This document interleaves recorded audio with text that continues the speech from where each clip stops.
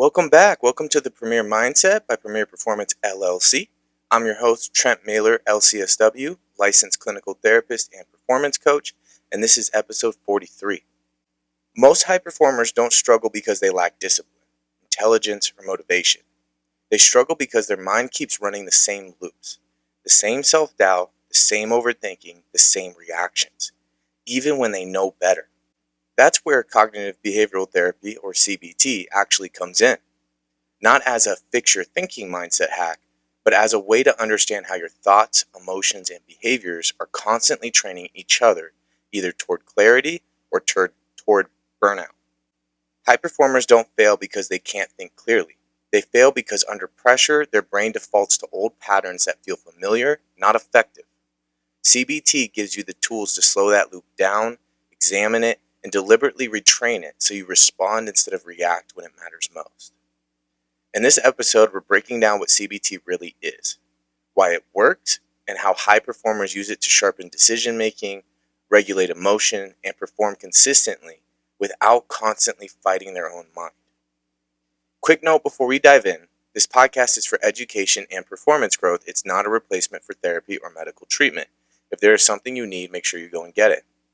If you ever felt like you understand what to do, but something in your head keeps getting in the way, this episode is for you. Let's get into it. First off, what is CBT?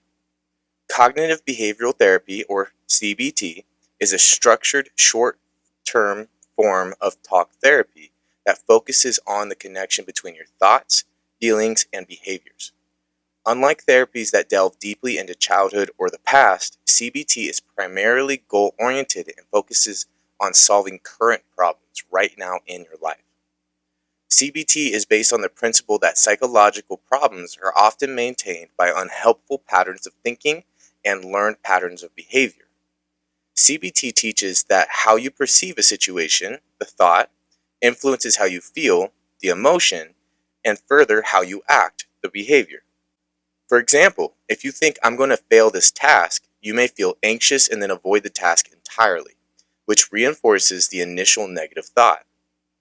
CBT therapists help you identify cognitive distortions, which are irrational thoughts like catastrophizing or assuming the worst, or just overgeneralizing, and it replaces them with more realistic, balanced perspectives to help you succeed. You learn to change the actions that keep you stuck, such as facing fear gradually, like exposure therapy, or scheduling positive activities to combat depression, like behavioral activation. There are some key features to CBT to be aware of. It is usually structured and time limited. A typical course lasts between 5 to 20 weekly sessions on average. It's usually collaborative, so you and your therapist works as a team to set goals and track progress. Homework driven is a main aspect of the work. You are often given assignments between sessions, such as keeping a thought journal or practicing new skills in real-life situations to help you become your own therapist and figure out how to do these things in the moment. You're almost practicing what we're talking about in sessions. And then it's evidence-based. It is the most extensively researched form of psychotherapy, and it is often considered a first-line treatment by major health organizations. So there's a lot backing up this technique. It's a great technique. I use it in a lot of ways in our own work. I just use it in combination with other things as well, but it is great all by itself. There are some common uses of CBT. It is highly effective for a wide range of conditions, such as mental health issues like depression, anxiety disorders like OCD, PTSD, social phobia, eating disorders, and even substance abuse. It can also help with physical conditions like insomnia, chronic pain, migraines, and managing symptoms of menopause or long-term illnesses. And life challenges too. It can help with relationship conflicts, grief work stress, and low self-esteem. So CBT is a very powerful technique that works for a lot of people. It's usually pretty focused on whatever you have going on in the moment currently. It doesn't dive deep into the past like other techniques do. There's pros and cons to that in a bunch of different ways all by itself. So now let's talk about why smart, disciplined people still self-sabotage under pressure. Smart, disciplined people self-sabotage under pressure due to underlying fears like failure, success, or even exposure. Imposter syndrome is a big one. We have deep-seated beliefs about unworthiness, feeling like we are not good enough for this. We have perfectionism or even childhood conditioning that all get in the way as well. They all trigger old coping mechanisms that override logic, leading to procrastination, avoidance, or self-destructive acts for perceived short-term comfort or self-protection, despite us knowing better. This is something that happens all the time, and then we beat ourselves up about it because it is so different than logic. It is all emotion-based. It's based on things in the past. So it's very common to come out of these things like, why did I do that? And we just kind of beat ourselves up about it, thinking that it's our fault and we need to punish ourselves for it so that we don't do it again. And logically, that makes sense, except this isn't about logic. That's why we have to focus on the emotions of it. Their high intelligence of these high performers can even become a trap, making them overthink or rely on flawed mental shortcuts when stressed out. And there's psychological roots of these things, diving deeper into the couple of things we brought up. The fear of success or failure. Success often brings responsibility, change, and exposure, which can be scary, while failure threatens self-esteem, so sabotage protects the ego. Sometimes we fear success because we're afraid of being put under more scrutiny or more light, like more people can see us. And I've faced that myself, putting some of my things out a little more publicly lately. And it's scary, it is, but it is something that is holding you back from success. It is not helping you, it's not protecting you. Because whatever does come out of putting your things out there publicly, you can handle it. You just have to do it. Another one is imposter syndrome. We had a whole episode on this, so if you want to dive deeper into imposter syndrome, if this is ringing any bells, go back and check that one out in the catalog. Imposter syndrome is the fear of being exposed as a fraud, which leads to undermining achievements to confirm internal doubts. Like we're almost afraid that people are going to see through us like we're pretending or that we're not actually as valuable as we're showing the world. This can sometimes come from an unworthiness or a low self-esteem, which are deep beliefs that one doesn't deserve happiness or success, and this can cause self-sabotage to align actions with feelings. We talked about this with the narratives we live by, the stories we tell ourselves. We did a whole episode on that in the past as well, so if you want to check that one out, make sure to go check that one. But this one goes back to if we tell ourselves a story, we're going to do things with our actions to try and make these things align. Think of it in your own lives. How many times have you told yourself that you don't deserve this good thing happening, or you don't deserve this thing working out, or you don't deserve happiness in general? You're just maybe a bad person. These things aren't true, but maybe these are things that feel real and feel true in that moment. And this is what this aspect of it is talking about and how self-sabotage can come from it. So we want to work past these things so we don't get stuck on it, because you guys don't deserve to be held back from the dreams you have and the things you want out of life. Childhood traumas. These are things that can be really impactful, and we can have traumas that occur in adulthood as well. These are past messages or experiences that create patterns of self-sabotage as a defense mechanism. Self-sabotage itself can be a defense mechanism trying to protect ourselves from different things.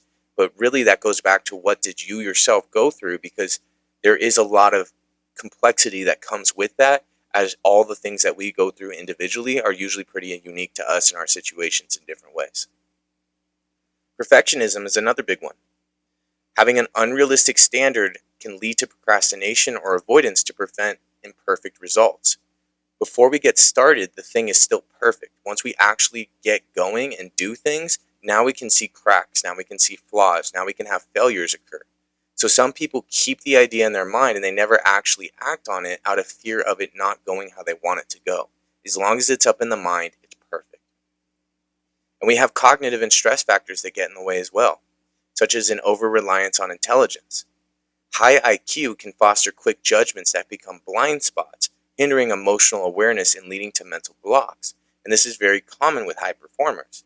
This is why we have the Premier Mindset, why we're making this podcast, because there's a lot of people that struggle with issues due to the strengths that they have, and the issues end up coming out differently than what most people think about. So we're trying to shine a light on it and spread some awareness of these issues so we can overcome them and not be held back by them. We also have stress responses. High stress shifts the brain into fight or flight, which reduces executive functioning and increases avoidance or short-term coping, like procrastination, for immediate relief. And sometimes what we are fighting is our own body's fight or flight system in that threat response. So we have to be careful of how we're dealing with it and how it's going. We have to manage it in an effective way. We talked a lot about that in the very first episode, so if you want to go back to that and check that out, that'll be great. We are going to go over that again soon to just do a refresher for everybody as we keep building on what we've built so far. When we are under stress, the brain defaults to known, even unhelpful patterns under pressure. This makes it hard to adopt new beneficial behaviors, which is why we need tools and techniques to be able to implement these things. It can manifest in a lot of different ways, such as procrastinating on important tasks, just pushing things off that you know you need to do and telling yourself you'll do it later, except later never comes. It could be rejecting compliments or opportunities. If someone tries to give you a compliment, you can really shoot it down or minimize your effort. Like, no, it wasn't me, it was someone else, or you don't need to thank me for that, instead of just accepting it. Or maybe not going after an opportunity that's given to you, telling yourself that you don't deserve it or you're not good enough for it or someone else is more qualified than you. You're being offered it for a reason. Don't cut yourself out of your own thing you earned. We can pick fights in healthy relationships. Sometimes when we're not handling things well, it comes out on those closest to us, which is another reason we are talking about these things with high performers, because high performers can often struggle within relationships because they have all these stresses and they're dealing with so much loneliness and isolation with the kind of work they do, that oftentimes they release these things on the people they love the most and they create more aspects of loneliness. It can be really tough and it creates a lot of problems. So we got to be careful of that cycle. And we also tend to create excuses, like self-handicapping for anticipated failure. If we think we're going to fail or we could fail, we might set ourselves up for failure. So if that failure actually does occur, we have something to point at and say, this is why. I've seen this with some athletes that I've worked with. I've had athletes that purposely haven't looked at film or haven't studied their playbook because they want to have an excuse. They want to have an out. That if this doesn't work out, that if they fail, they have something to point to that made them fail. So it's not a complete failure on their own. So it is, in terms, a certain type of self-sabotage. You're almost handicapping yourself in your ability to be successful. High performers don't fail from lack of discipline. They rarely fail due to this because, in fact, their downfall often stems from the misapplication of their discipline or the neglect of critical internal and external factors. The discipline can be great, but if you're using it in the wrong way, it can cause problems. And we see this happen a lot with nervous system dysregulation. High achievers often rely on tension and urgency to drive results because we're so used to feeling it in the arenas we work in. Over time, if their nervous system remains in a proving state rather than a stable one, they can experience burnout or self-sabotage. We can't be working at that high echelon level all of the time. We need to balance it back off and have reset and rest time to allow a stable system to occur that we can use and keep on finding success in. The trap here is that stacking productivity hacks on top of internal chaos instead of regulating stress levels first, which is what a lot of people do, is they try and be more productive and they try and push through it instead of actually dealing with what's going wrong, what's breaking. And this leads to consequences such as decision making becoming clouded, creativity becoming more forced than just flowing naturally. And these things can lead to a rigidity in systems. While discipline creates consistency, overly rigid routines can become a liability as well. Vagueness is a problem, but rigidity is a problem too. We need balance, we need a little bit of both. Success often requires the flexibility to shift tactics when environments change. High performers who stick too firmly to what worked yesterday often plateau or fail when faced with new challenges.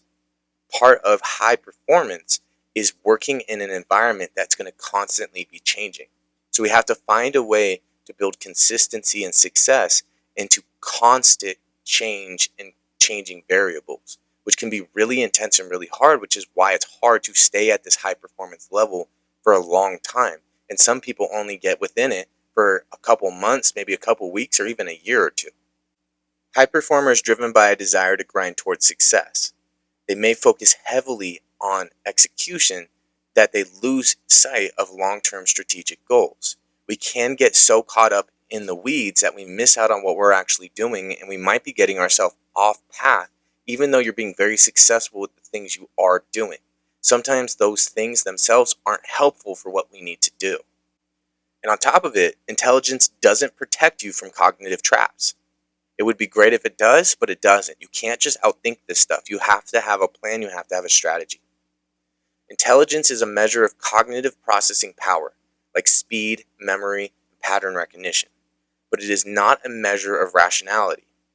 Recent research confirms that highly intelligent people are often just as susceptible to cognitive traps as others, and in some cases, their intelligence can actually amplify these mistakes. One of those ways is dysrationalia, the IQ rationality gap. Intelligence and rationality are distinct mental faculties. Intelligence tests primary measure algorithmic thinking, while rationality involves reflective thinking, the ability to monitor and override initial impulses.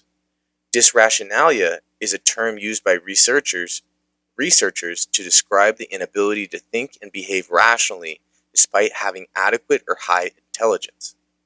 Standard IQ assessments do not evaluate the metacognitive skills required to challenge one's own belief or analyze thought processes to make sure that they are sound. Highly intelligent people often suffer from a significant bias blind spot, the ability to recognize bias in others while remaining convinced they are personally objective instead of seeing the bias in their own things. It's almost like thinking that you're above bias because you're so intelligent, when really you're just lying to yourself. You're just really good at convincing yourself you're not biased when you are, which is the blind spot. Overconfidence. Being smart often leads to overestimating the accuracy of one's own judgments. So thinking that you have it all figured out and you know what you're doing more than everyone else. Sometimes you legitimately do. But sometimes this is overconfidence and you're putting yourself in a spot where you could fail in a pretty tragic way. Resistance to training. Those with a high bias blind spot are statistically less likely to listen to peer advice or benefit from de-biasing training because we're so caught up thinking we're right, we're not open to hearing what other people have to say in ways that could help us. And that creates more problems. We're resistant to training, and training is going to help anyone in any situation, no matter how good you are at what you do. Another aspect is assumption addiction and rationalization. Intelligence can act as a double-edged sword by providing the tools to better justify flawed logic, like we kind of just talked about. Superior rationalization. Smarter individuals are often better at constructing complex arguments to defend an initial and potentially incorrect instinct rather than reconsidering it. And this can lead to assumption addiction. High performers may become attached to their initial analysis, unconsciously seeking only data that confirms their first impression while ignoring disconfirming evidence. This is kind of confirmation bias. We find something initially and we latch onto it so hard that everything our mind is doing is it's jumping through loops to make sure to prove the point that I am right and I know what I'm talking about and the other person is wrong, instead of objectively looking at it and trying to figure out, is this actually true or not? The intelligence trap under pressure. Under high pressure, the brain's biological response can neutralize intellectual advantages. This can happen with the prefrontal cortex hijacking. Stress triggers cortisol spikes that shift the brain from rational processing, or our prefrontal cortex, to reactive thinking, which is our amygdala, or our fear center. This can lead to analysis paralysis. Because they can see more possibilities and risks, intelligent people may overanalyze and under pressure, leading to paralysis rather than action, where we just get stuck, and we get stuck in that freeze mode. We can also have expertise tunnel vision. High levels of expertise can lead to seeing every problem through a single narrow lens, causing brilliant professionals to ignore messy but critical human factors. Sometimes we just miss it because it's more complex than we're giving it credit. Most things in life are not super simple and black and white like we wish they were. And I've seen this in a lot of ways in just the work that I do.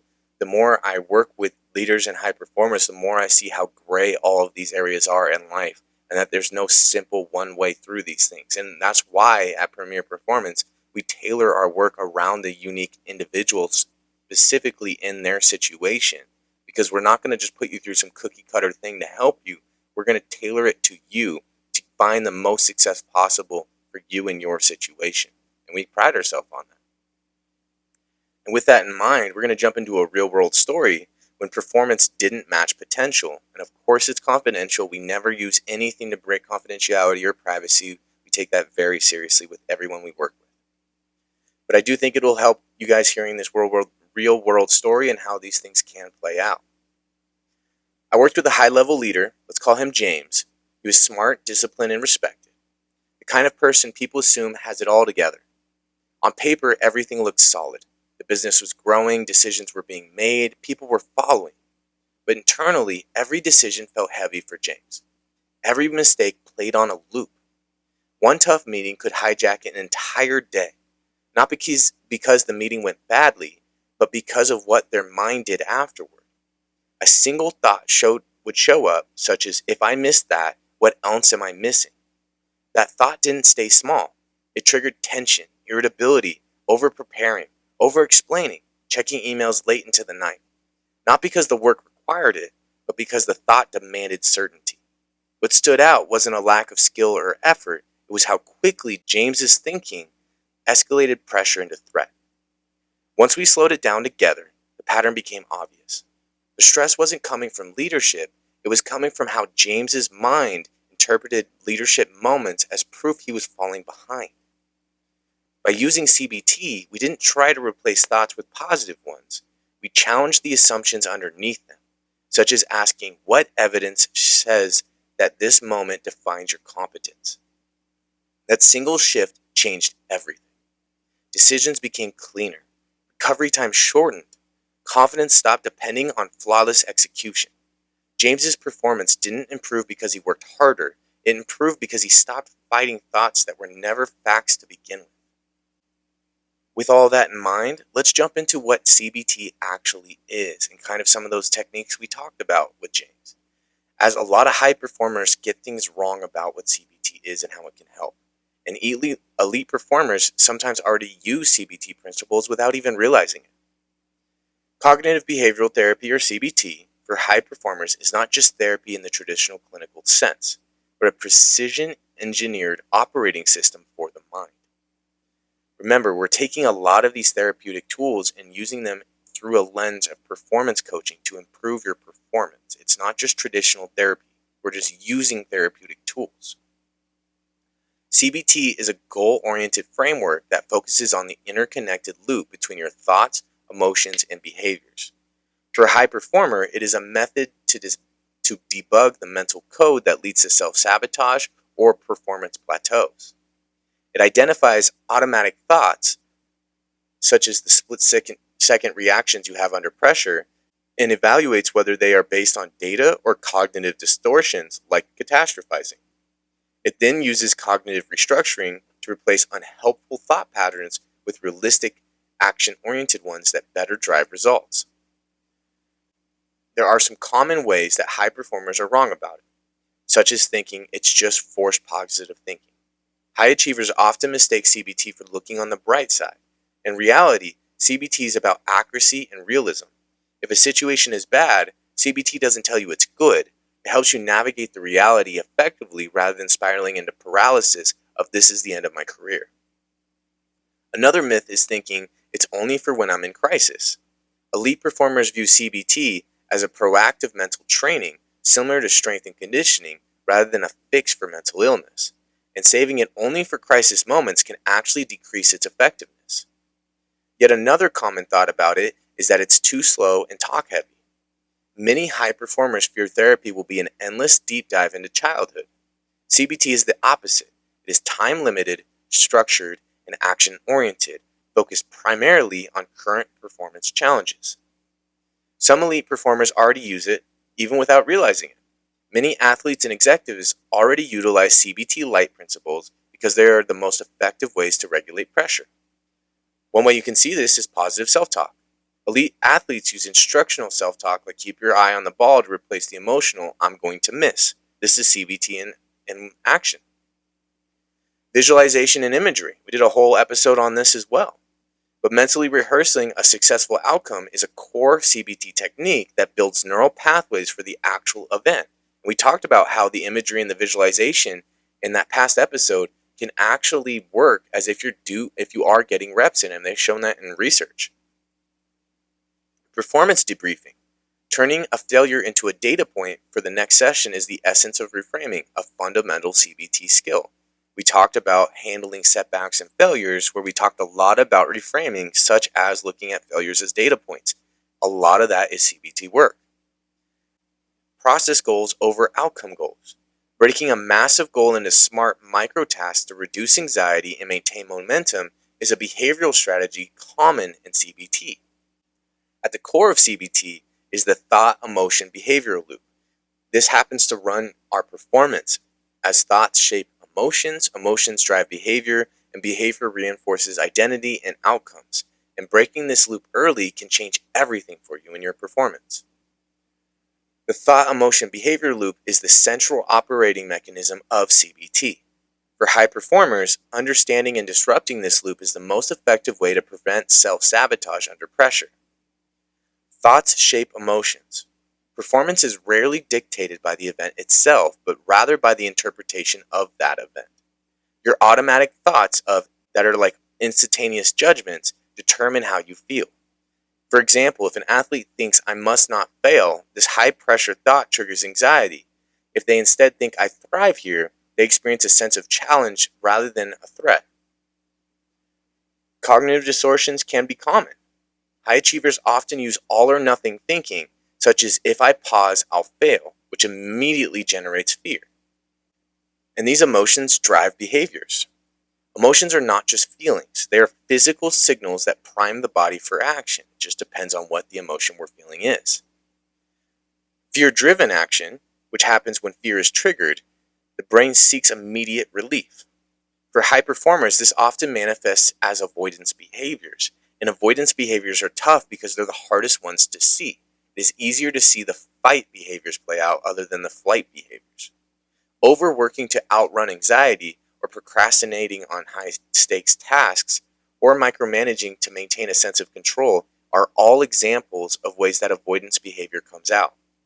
The thing I see the most in the work I do with Premier Performance is short-term relief leading to long-term sabotage. Avoidance provides temporary dopamine hits and relief, but it reinforces the underlying fear that I can't do this, creating a self-sustaining cycle. Almost always are looking for escapes and short-term ways out to feel better, which works. But the problem is it builds this thing up, and it's so hard to do it that we keep avoiding the things that we need to do, and that leads to that long-term sabotage getting in the way of the success you want. On top of that, behavior reinforces identity and outcomes. Repeated behaviors eventually solidify into habits and identity, creating a self-fulfilling prophecy. This can be such as the identity trap. If a leader constantly micromanages because they fear failure, they reinforce an identity tied to being the only one who can do it right. This makes them less likely to delegate in the future, even as their workload becomes unsustainable.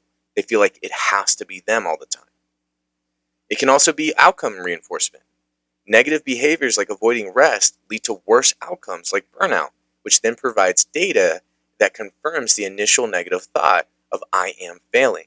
So it kind of feeds that loop, which is why breaking the loop early changes everything. The sooner the better. This is why we talk about so often that recognition is the first step, because the quicker we can see a pattern playing out, the quicker we can break it. And this is what we're doing here with the Premier Mindset. It's trying to help you guys see these patterns and loops to break them sooner and quicker in your life. And even if you don't know how to break them, that's where you guys hit us up at Premier Performance so we can do it with you. We can build a plan to break these loops and set you up for success in a way you never thought possible. The power of CBT lies in its ability to disrupt this loop at any of the 3 points. The first is engaging the prefrontal cortex. We name it to tame it. By simply naming the thought, such as I'm having the thought that if I rest, I'll fall behind, can shift activity from the emotional amygdala to the rational prefrontal cortex, restoring logic. So just naming it can go very far by itself. The second is behavioral interventions.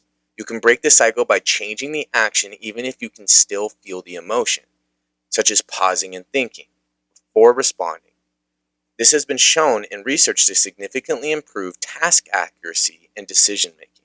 We can't react, we have to respond. So that's why we need to pause and think for a second. The third is immediate reframing. Disrupting the cycle at the thought stage by turning a perceived threat into a challenge leads to high performance satisfaction and immediate emotional regulation. So let's talk about how to disrupt your thought, emotion, behavior loop in real time. One way you can do it is through the third person self-talk tool. By using your own name, such as "Why is Trent feeling pressured?" this provides the distance needed to give yourself more objective, friendlier advice. We are nicer to others than we are to ourselves, so talking to yourself in third person can kind of bring this aspect out of us a little bit because we're used to talking to others in kind, generous, graceful ways. But we don't like to do it to ourselves. We like to be highly critical. The ABC model.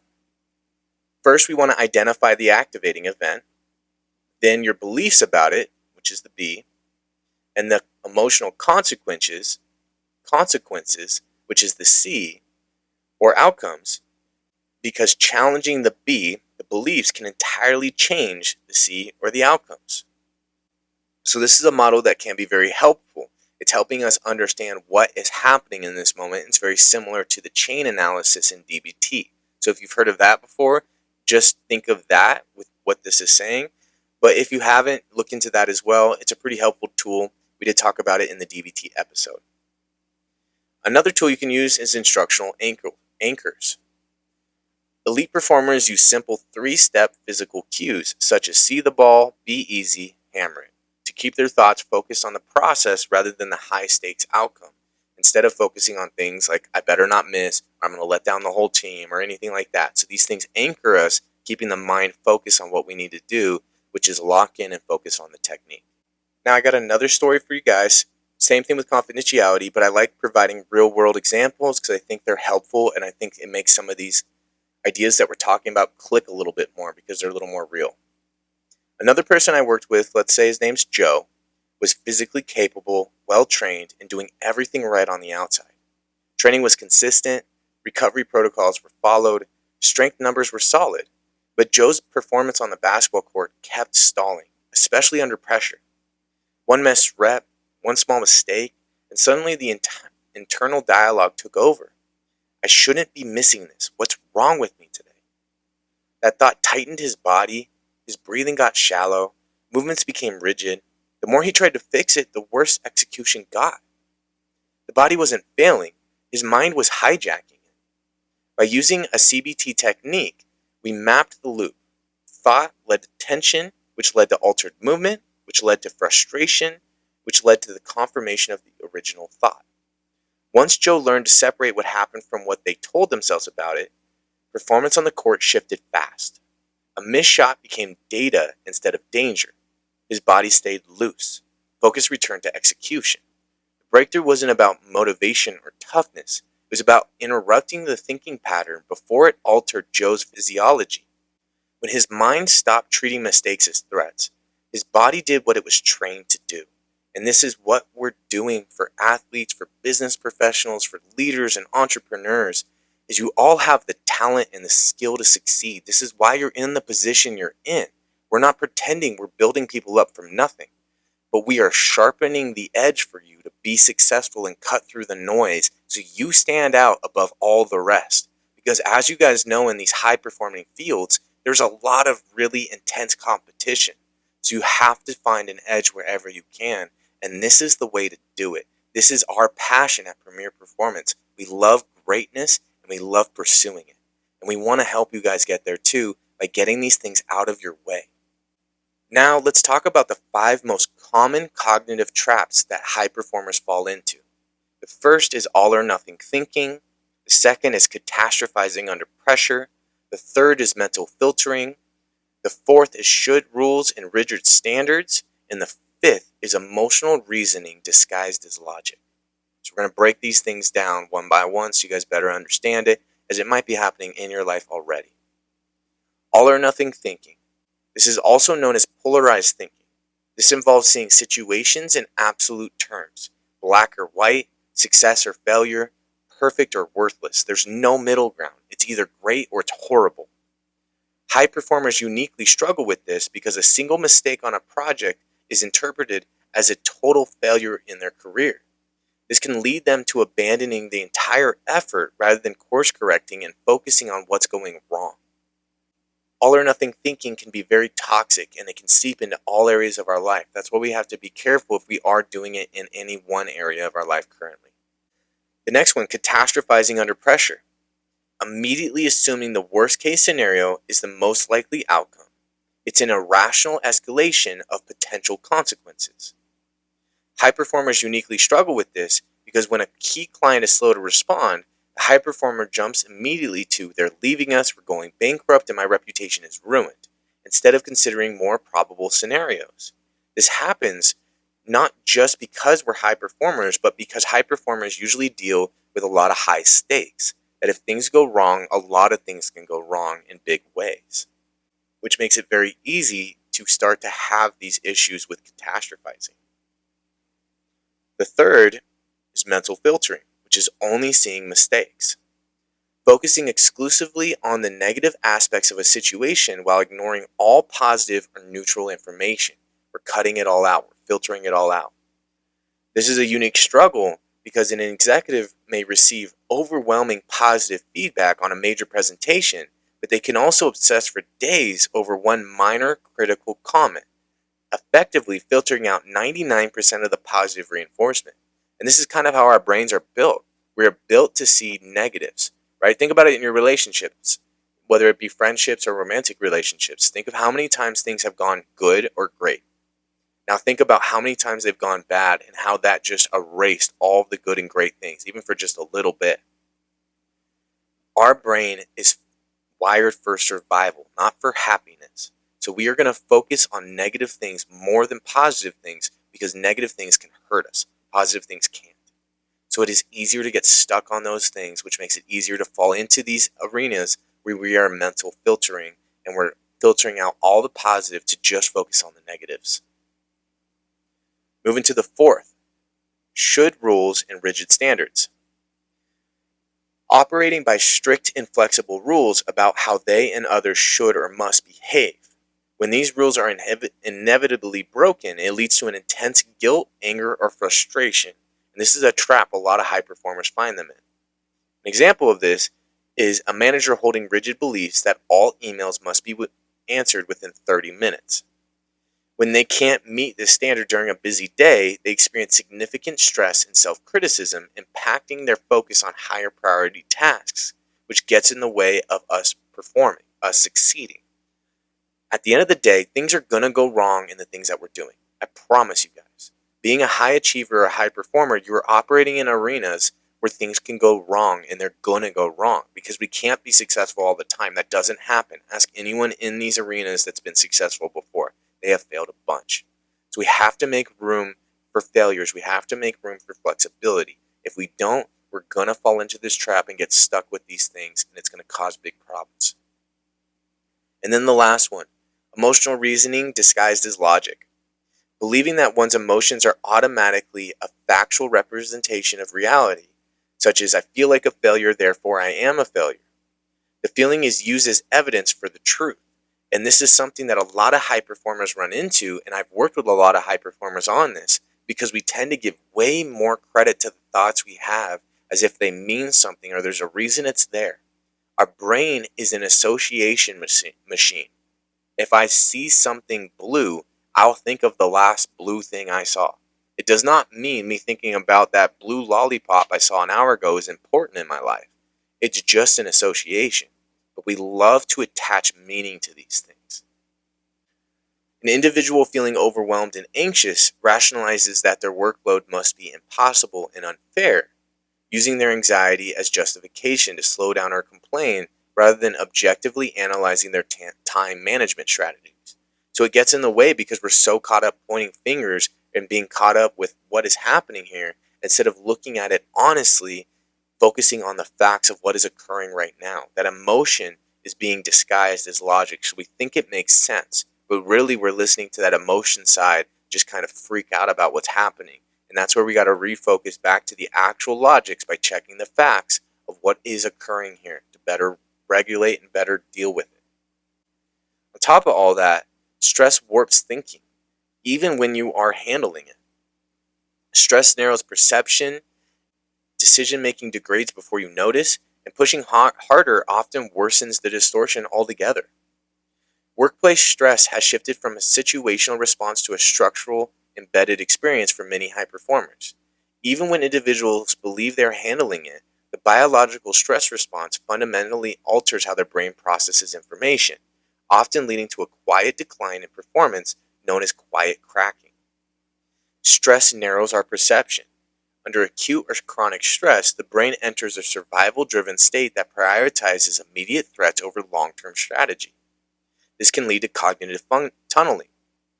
Attention narrows dramatically, a phenomenon where the mind fixates on a single task or detail, the priority anchor, while becoming blind to broader context, peripheral information, or nonverbal cues.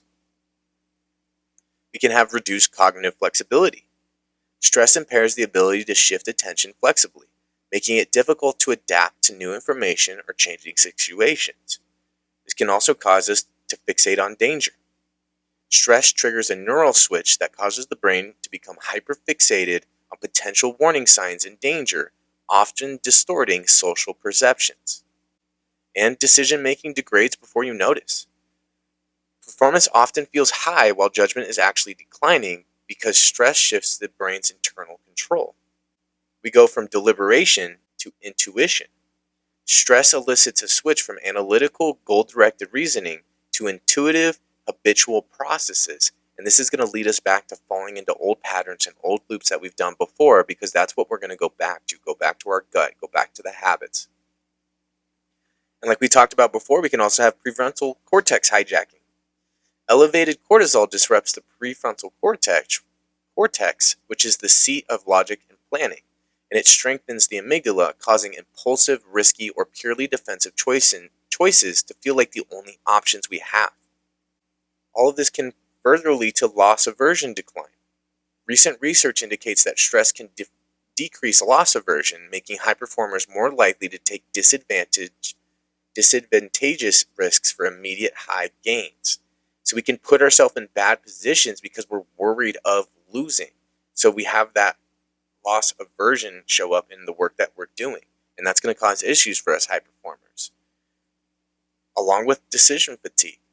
Prolonged decision-making under pressure depletes cognitive bandwidth, eventually making even simple daily choices feel overwhelming.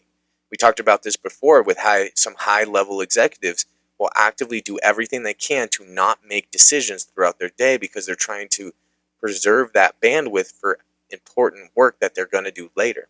This could be not deciding what they're going to wear, that they just wear the same thing every single day, because they don't even want to think about it. They don't want to use that bandwidth deciding what should I wear today. Some people that works great. It's just deciding which decisions aren't going to do anything for you and you can outsource versus which ones you need to keep for yourself. If you keep pushing harder, it worsens this distortion. A big struggle that high performers tend to deal with is pushing harder and worsening this distortion because they're so good at pushing ahead. High performers often respond to stress by just increasing their effort. They've learned that things aren't going right, let's work harder at it. And a lot of times it works, but it doesn't always work. So we have to make room for that aspect of it. This paradoxically accelerates cognitive decline. This is why we have to be careful. When anxiety is unmanaged, the body enters a toxic stress state where blood flow to the brain decreases, promoting lower cognitive functioning rather than the peak performance intended. This is called the chaotic state. Pushing harder often involves over-engaging with the wrong task due to cognitive tunneling. Smart employees may deliver results below their potential because they are using their remaining bandwidth on minor details rather than high-impact work. We have to put our energy and effort into things that matter, not things that don't. Instead of a reset, continued pressure leads to survival mode, where memory retrieval is impaired and leaders move from strategic to reactive behaviors, often without noticing the shift leading to eroding performance. Using CBT in real time. What to do when pressure hits, catching automatic thoughts in the moment, practicing naming instead of believing thoughts, and focusing on shifting from reaction to response. When pressure hits, elite performers use real-time CBT techniques not for depth, but for speed and immediate emotional regulation.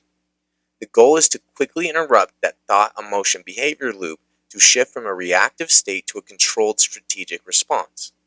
So first, start by catching the automatic thoughts in the moment.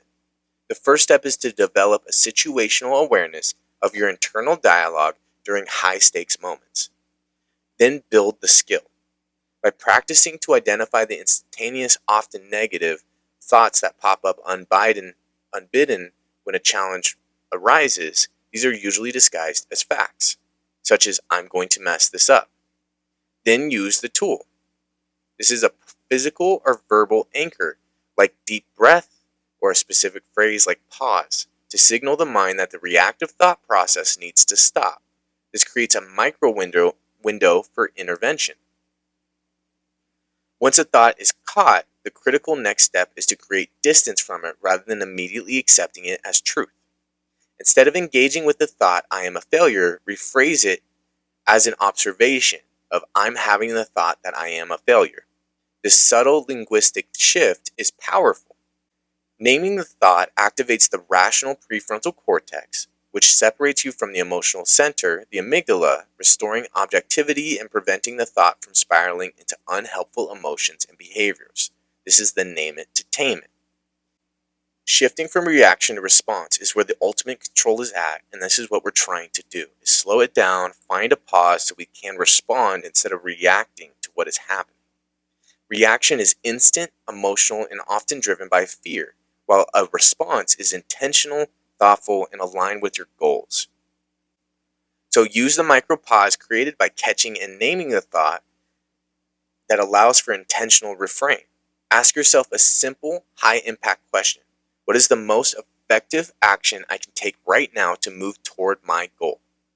This question forces the brain to shift focus from the problem and its associated emotions to potential solutions and actions.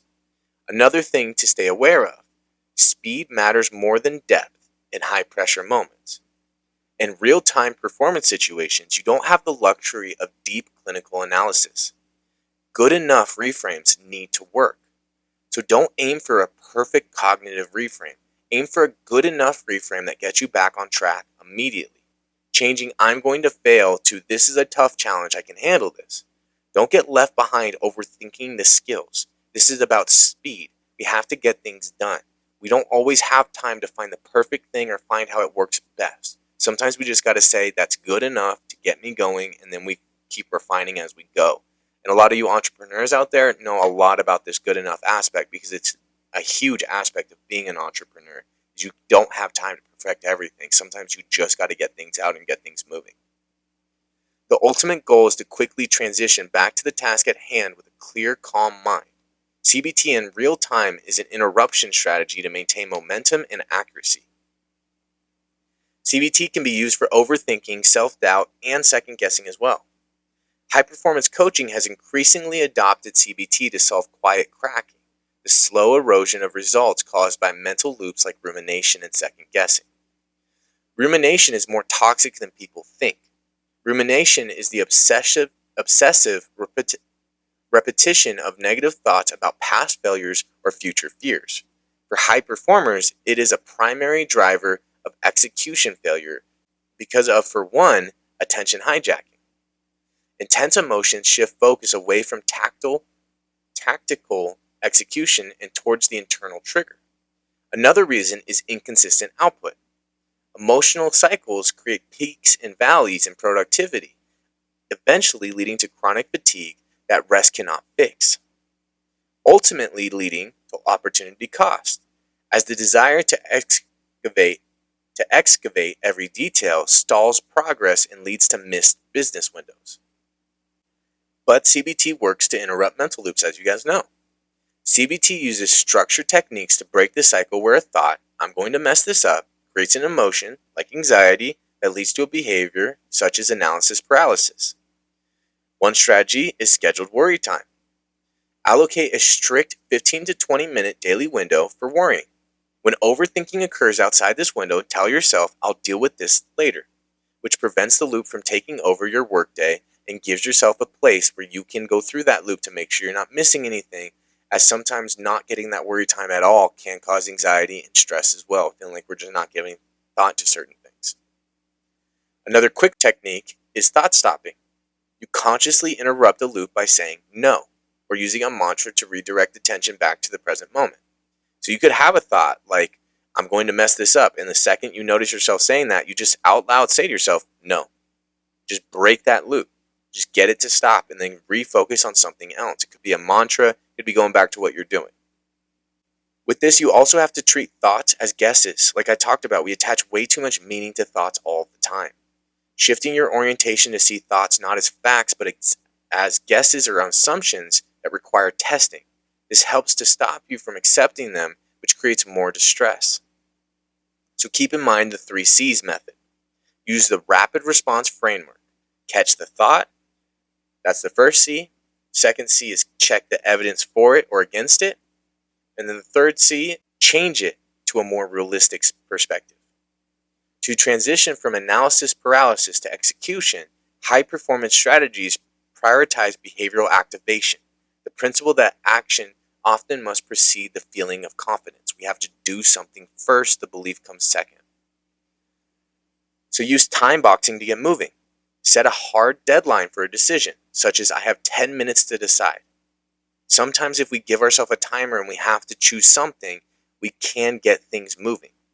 This is a place where good enough comes in. Commitment to a good enough choice is often superior than just staying stuck. Published is better than polished. We just need to get things going sometimes. So if it's good enough, accept it as good enough and just get going. Another strategy is stair-step decisions. Instead of aiming for one perfect main event, break the problem into the smallest possible actionable next steps. If we can break things down, we can do anything, as long as it's small enough. We just have to break it down enough and do one little thing at a time. Try out behavioral experiments. Actively test your self-doubt by trying a new behavior like delegating a task to disprove that belief that only I can do this right. If you have the belief only I can do this right, delegating something to someone else and being proven that they can do it and they handle it well with not problems, that proves the fact that you are not right about that, and we have more data to now consider next time that self-doubt comes up. And then remember the one thing rule. Under pressure, ignore the full project scope and focus exclusively on doing one thing at a time to calm the nervous system. Again, the more we can break things down, especially while under pressure, the better we can perform under pressure. If we're thinking of everything all at once, it's too much. You don't have the bandwidth, and things are going to skip through and fall through the cracks. At the end of the day, CBT is a skill set. It's not a mindset. To master CBT as a high performer, you must stop viewing it as a philosophy to believe in and start treating it as a technical skill set to be deployed. Much like a pilot uses a cockpit checklist during turbulence, CBT is a set of protocols used to maintain control when your internal weather turns volatile. You don't have to believe in being positive for CBT to work. It is a data-driven process of error correction. You are simply debugging your mental software to ensure your perception matches reality. Just as you wouldn't expect to master a new language or a golf swing in one day, your brain requires thousands of reframes to overwrite deeply ingrained sabotaging loops. Self-sabotage is a state triggered by pressure, not a permanent trait of your character. CBT is the tool that shifts you back into a high-functioning state. So if you've dealt or struggled with self-sabotage, come work with us here at Premier Performance so we can optimize what you're doing and get you away from those disasters, from those failings that you don't want to keep feeling. Keep in mind, there's often a lag between knowing a thought is irrational and feeling better. The skill is acting on the logic even when the emotion is still present. It's not going to feel good at first. You have to get in the habit of doing it, and the feel good comes later. Action first, belief later. That's always how these things are going to work. This is your competitive advantage. Emotional resilience is the new IQ. In an era of AI and rapid change, the ability to remain calm and decisive while others are catastrophizing is a rare and highly compensated market skill that everyone is going to want. So this is going to get you into positions that you did not think you could get to by sharpening it. So build that edge, give yourself that competitive advantage, as it also helps to unlock hidden bandwidth. We are currently wasting 20 to 30% of our cognitive energy on ruminating, second-guessing, and managing the fallout of self-sabotage. Mastering these skills is like getting a 30% increase in your brain's processing power for free. You're going to do so much better by getting these things off of you. These things are holding you back. Do not let it keep holding you back, and go get the success that you are building and that you're reaching for. It also gives us control over the uncontrollable. While we cannot control the market, our boss, or the economy, we can achieve a near total mastery over our internal response. This is the only true form of security in a volatile world. We can't really control more than just us. So focus on that, and the more you can control of that, the more control you have over your life. And it creates sustainable high performance. Most high achievers burn bright and burn out. CBT provides the cooling system that allows you to maintain elite output for decades rather than just years. So, your training program for this week, a couple things I want you guys to do. The first is the 2-minute debug. Once a day, I want you to write down one stressful thought and use the 3 C's method, the catch, check, and change, to challenge it. So if you don't remember that, go back to that 3 C's method so you can use that. But I want you to do that once a day so you can work through it and challenge these thoughts when they come up. The next thing I want you to do is externalize the logic. Use a digital thought diary or an app to track your traps. Seeing the patterns on a screen removes their emotional power. I do this with clients all the time, just writing things up on the whiteboard. Once we see it, it takes its power away and it feels so much less intense. When it's in our mind, that's when it's heaviest. Next, after that, we want to spot the shoulds. Every time you say, I should have, or they should have, pause and reframe it as, it would be better if. This helps to lower our cortisol levels, and shoulds, whenever we're using them, tend to show us that we're not accepting reality as it is. That's us trying to control the uncontrollable again. So we have to go back to controlling what we can control. Discipline is usually defined as doing what you don't want to do. CBT-driven discipline is thinking in a way that makes doing the work easier. You aren't just working harder, you're making the work feel lighter. Who wouldn't want that? And that's why we do it here at Premier Performance, is you guys are doing amazing, incredible things in the world, and we want to just make it easier for you guys to do them. That's our goal here. That's our ultimate mission in trying to just see so much more success in the world with the clients we work with, because there's so much greatness out there for you guys to achieve, and we want to see it happen. We love to see it. In summary, high performance isn't just about effort or discipline. It's about how you think under pressure. Cognitive behavioral therapy, or CBT, helps high performers identify the mental patterns that quietly sabotage focus, confidence, and execution. When stress rises, unexamined thoughts narrow perception, fuel self-criticism, and push people into over-control, avoidance, or burnout. CBT gives you a way to catch those patterns in real time, challenge what isn't accurate or helpful, and respond with intention instead of habit. When you learn to work with your thinking instead of being run by it, you stop getting in your own way and create consistency, clarity, and sustainable success. So, some questions for you guys to think on and reflect on. I want you guys to reflect on these for yourself and write them down. I also want you guys to send them to me so I can hold you accountable. I can also give you guys some tools right off the bat based on the answers you give me to start finding more success in your life. So, first one, what automatic thoughts show up when pressure is high? Is it self-doubt? Is it catastrophizing, rigid expectations, all or nothing thinking? Is it something else? Just what automatic thoughts show up when that pressure is high? Second question, which mental habits slow you down the most? Is it overthinking, harsh self-criticism, emotional reasoning? What is it? What is slowing you down? What is holding you back from getting things done? Let's figure out how to make you more efficient and more effective. Third question, when was the last time you challenged your thinking instead of just treating it as fact? What changes when you respond to stress with skill instead of reflex? So think about how you've just accepted thoughts as just facts or just as they are, instead of pushing back on them and actually challenging them. And what happens when you use skill instead of just get caught up reacting out of reflex? I want you guys to notice those differences. So write those things down, send those in to me. There's a lot of different ways to send stuff in. We'll go over that in a second. But make sure you send it in so I can give you guys some tools to get started and just getting to work with this stuff.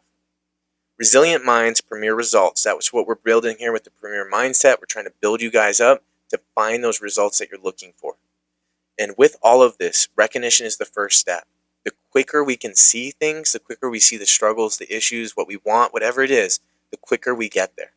We have to notice what we're doing. So reflect all of the time as much as you can. It's going to help you guys. There's nothing like reflection out there in the world. And share this episode. If you think there's somebody that could benefit from hearing what we talked about today, send it their way. If it reminds you of somebody, if it just made you think of somebody for 5 seconds, send it their way. Our goal here with the Premier Mindset is just trying to get this out to as many people as possible to spread that awareness and give you guys these tools. We want to lower that barrier of entry so more and more people get this knowledge. So the more you guys can help us spread it and get it to more people, the more we're going to do our thing on our side and help everybody. And that's our ultimate goal.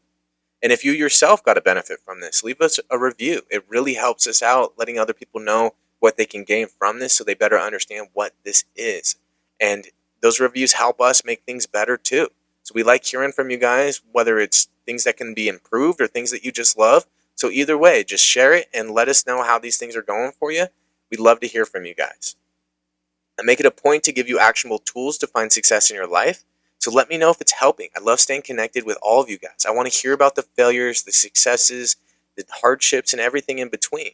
So let me know how things are going. Is it helping? Is it working? Is there aspects of the podcast that are helpful for you? Is there things that aren't? They're kind of clunky. Tell us these things. We want to improve things as best as we can so it helps you guys improve with what you're struggling with in life.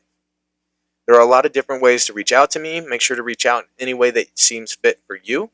You can email me at tmailer@premierperformancereno.com. My last name spelled Mahler. You could text or call me directly at 775-561-0056. We have the Instagram and the TikTok with the same name for both of those, which is Premier_Performance_Reno.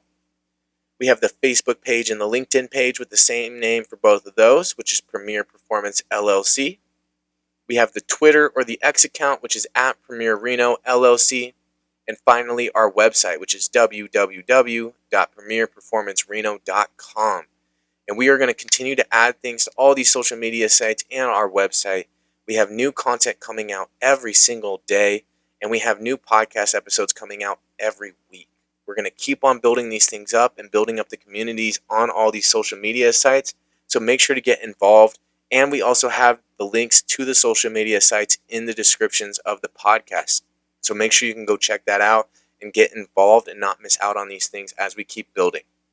Next week, we're going to keep going and we're going to talk about building team trust, what that looks like, how to do it, and how to do it effectively wherever you're at. So we're going to dive deeper into that topic and how that looks as we keep on building on this foundation that we've built here. And at the end of the day, we just want to help you guys be successful. So go out there and be your best. Reach for the stars, do the best you can, and go after things you don't think are even possible. You might surprise yourself. If you struggle, let us know. We'd love to help. We'd love to be a resource in general for you guys. But otherwise, I hope you guys have a great week. I hope you guys enjoy yourselves and go do something you love. And I will see you guys next week as we keep on going with all these things. And I look forward to talking to you guys soon.